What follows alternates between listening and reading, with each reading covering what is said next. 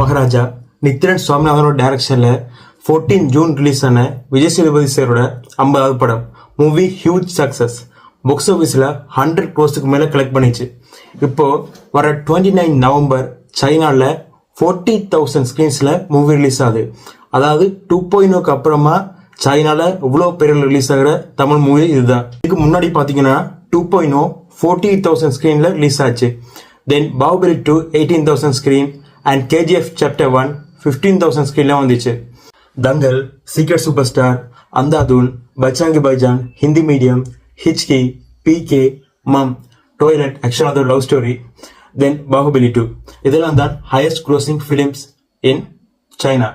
So Maharaja வந்து 1000 crore collect பண்ணுமா பண்ணாத அதெல்லாம் தாண்டி பட் அப்படி கலெக்ட் பண்ணிச்சுன்னா as a cinema lover, specially Tamil cinema lover, நான் ரொம்ப சந்தோஷப்படுவேன். So let's wait and hope for the best.